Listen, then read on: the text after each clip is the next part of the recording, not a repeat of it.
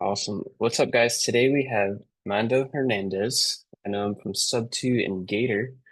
Um, Mando, how long have you been in Subto?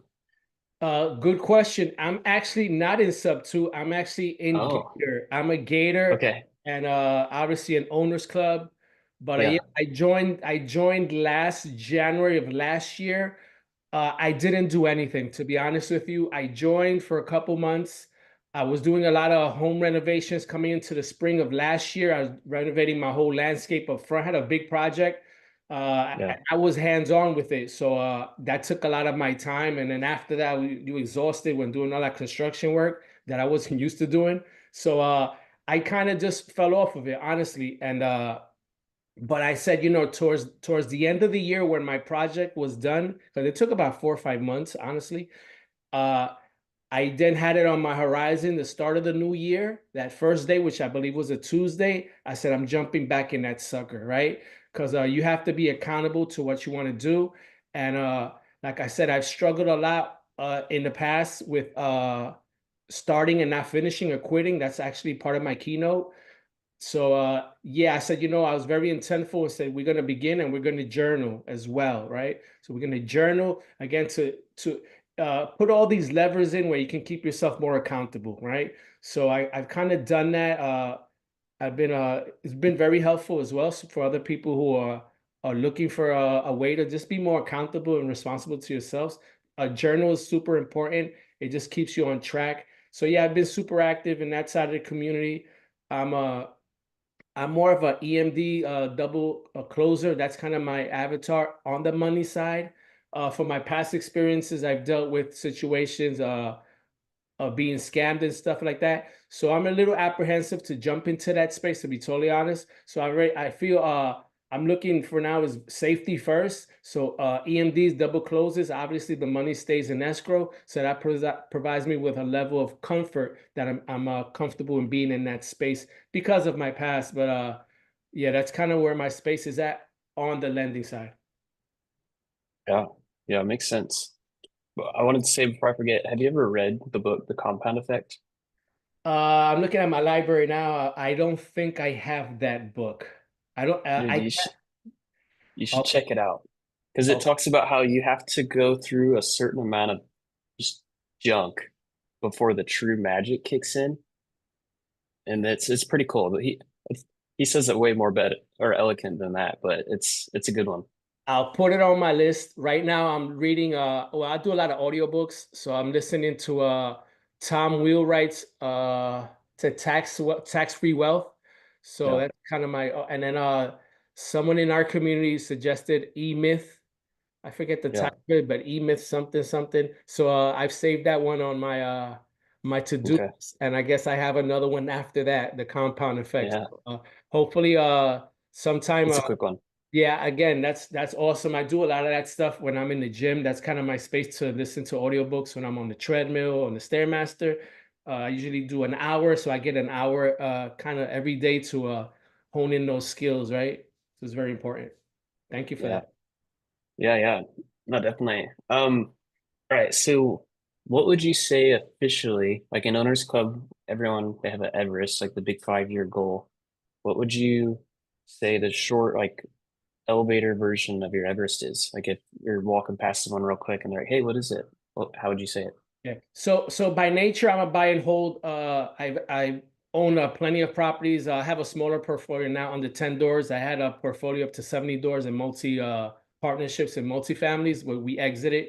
So I'm now transitioning into the co-living space. So it's kind of my avatar to have properties long term, right? And appreciate and tax advantages, all the great things that I do with that. But I'm also on a mission. The mission is to help people that can find sustainable living. The economy's gotten terrible for a lot of people, a lot of commoners, a lot of workforce people that just can't survive in this economy, let's say, right? So what are people doing? They're renting by the rooms, right? So that's kind of the model that I'm shifting my business to is renting by the room and filling that gap where people still have a place to go home and call their home, right? But obviously the situations are leading out in this country to more of this happening. So it's kind of trending in that direction, right? People are more transient. People are getting married less, right? And these jobs are not paying enough to follow the inflation, let's say, right? They're just not matching the cost of inflation. And what that happens, their ends are not meeting, right? So they can't have an apartment or a house that they can afford. So what they kind of have to do is look for where they fit in, right? So they got to work with the land, like I like to say. And working with the land right now is probably renting by the room. So I have a purpose and a mission to be able to alleviate those pains, right? And the government's not going to do it. And if they do it, they're going to do a terrible job, right? So I say it's up, is we the people in our communities that we relate to are very mission minded to be able to solve those problems. Yeah. Is there a certain, I guess, KPI or number that you have tied to a date, like where you can kind of reverse engineer? Sure, I threw a big goal out there because we're in a community we think super big, right? Beyond the horizons. So I said I want 200 doors, right? 200 doors in a 5 to 7 year span, right? And my markets are Central Florida and Dallas. So that's kind of the goal, to be able to expand it to these communities in these areas. So now what I'm doing is doing a lot of outreach to people in these places, property managers, wholesalers, fix and flippers, people that are in this proximity, because I'm in New York City. So obviously, it's just super difficult. So a lot of this stuff is done, let's say, virtually, or partnering with the right operators, right? That you can build a relationship to be able to then put this plan in motion. So that's kind of where I'm at now. Cool. Yeah, it's pretty wild too. Like 200, and you're saying not 200 properties, but 200 like individual doors, right? So a pad It's split probably could be eight amazing. doors, It's yeah, it's exactly units. Okay, yes, cool. yes, because And it's, yeah, I'm sorry. no, I was just gonna say, like yesterday, someone I'm working with, they said that a friend of a friend is selling a 10-plex that's open to seller finance. And the reason I mentioned that is because something like that, it already has all the parking, it's in a good area, and you get rid of the living rooms, and all of a sudden now you're at 20.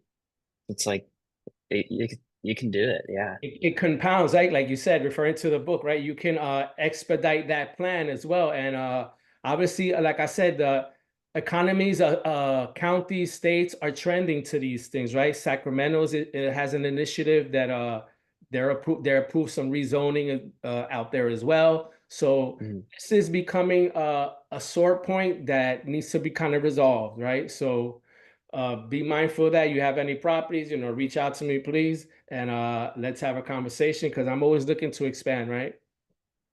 Yeah, definitely. So I guess I'm curious, how did you actually get started in real estate? Very interesting. It started at home. It started with my mom. My mom was the inspiration, the motivation. So she was an investor here in well, I grew up in New York City, and she always had aspirations to buy properties in New York when I was much younger. And she would tell my dad, "Hey, I just saw this building, so and so, a four family, whatever it was." And my dad was very apprehensive. His answers was Mhm. always no, no, and no, right? So he had a lot of limited beliefs.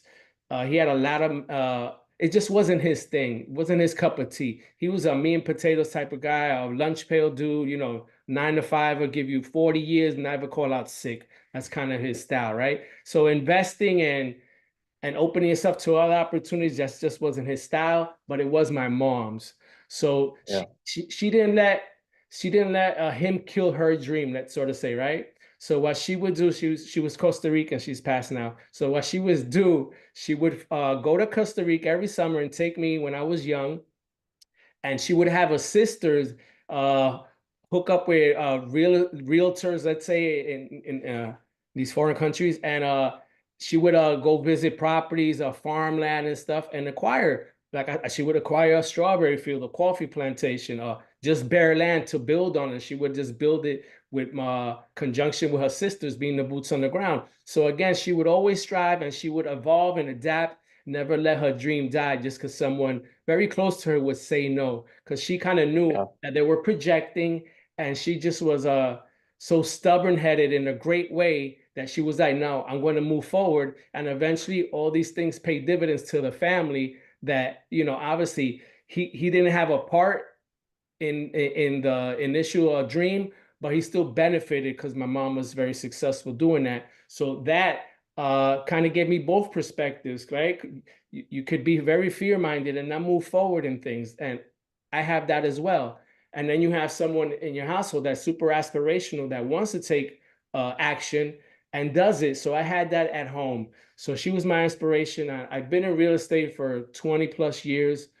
She helped me get into my first couple of properties, which was awesome. So, and I was very astute young because she would educate me on finances and stuff. So I never had issues when I was super young in, let's say, being over debt on credit cards. When you're young, you're going to college, they present all these opportunities to get credit and all that. And 3 months later, you're like, how do I pay this stuff? So I hmm never had those concerns and those trappings because I had someone at home that showed me the way. So that's kind of where I started my journey. Yeah, that's cool. Something you said reminded me of I was talking with Jamil yesterday. There's a question that has confused me for a while, but Jamil's the type of guy, or by seeing his content, I know he's the type of person I can ask this. It's like, in one side of the world, business world, you have the Hermosis, where it's like you work 20 hours a day and you don't stop until something's bleeding. And then the other side, you have Joe Dispenza, where they're very different. And Yes. I wanted to ask Jamil that for a while. I was like, Jamil, I understand both sides. Like my dad was in the Marines, so I get that one side. And then other people I meet that have done very well, they're more Joe Dispenza, like, relax, meditate, really think about things. And so in short, the way Jamil answered it, he said it's you don't go extreme either. He's like, you do both, then you create a middle. He's like, so you are cranking out hours, like Hermosi says, but you're not getting stressed along the way. He worded it a lot better than that, but Yeah. it was cool how he helped me because that's confused me for a while. Like if I have a big problem, like, do I crank out 10 more hours or do I need to go meditate? I don't know. And so it was pretty cool the way he explained it. Yeah, again, it's finding your place, right? Obviously, these are people in the industry are super successful and they all have their own approaches, obviously. Where Yeah. where do I fit in this equation, right? Where do I lean to, or what's my strength, or should I just go, like you said, go hard, again? And then I guess Jamil was like, no, I guess just center yourself. Basically, just giving that motion itself. Sometimes the answer is in the motion, that's in body language. So it's probably in centering more, right? Finding Yeah. a equilibrium where you could center it, and then you got the best of both worlds. Let's say you feel like maybe you need to crank out a little more, then you crank out a little more. If you think you Yeah. need to step back, then you kind of step back as well. So you're like water, as water is very fluid. So you kind of be like water, Yeah. let's say, like Bruce Bruce Lee Lee. would say. Yeah. Well, cool, man. Before we wrap up, what is the absolute best way for anyone to reach out to you? Like someone that wholesales or fix and flips, like they have deals in Florida or Dallas. What's the best way? Awesome. Well, I'm at IG as Money Making Mando on IG, Money Making Mando. And I also have a podcast on YouTube. It's called The Real Estate Deli. As you see, I'm wearing my logo and my stuff, my merch here. So Yeah. yeah, the Real Estate Deli or Money Making Mandos where you reach me. And I also have an offer for wholesalers nationally. I'm doing we closed two deals, two EMDs, two double closes. The third one is free for anyone that's interested. Again, you can reach out to me, DM me, and yeah, I'm here. Awesome. And so anyone that wants to collaborate with you, you're Central Florida and Dallas, besides bringing you wholesale deals to potentially buy and hold, are you looking for anything else like PMLs, PMPs, No, operators? I'm looking for sure operators, wholesalers. That's kind of what I'm looking for since I'm not in Subto and I don't have the sources to deal. So I'm always looking to connect with wholesalers in the space for sure, for sure. And like I said, PMPs are very intriguing to me. That's something that I'm very interested. PMLs not so much because like I said earlier. But yeah, those are kind of things that I'm looking for. I'm looking for integrators for my business as well, people who do that back end work. I recently connected with with an underwriter. So I have someone that do some underwritings for me as well. So that's great. And he's always growing that team out, right? Always filling those spaces where you can look for people that can fill opportunities. But yeah, that's what's going on with me, brother. Awesome, man. Well, I appreciate it. Anyone looking to do co-living in Central Florida or Dallas, this is your guy. So hit him up Hit me and you up. guys can hit that Everest sooner. That's right.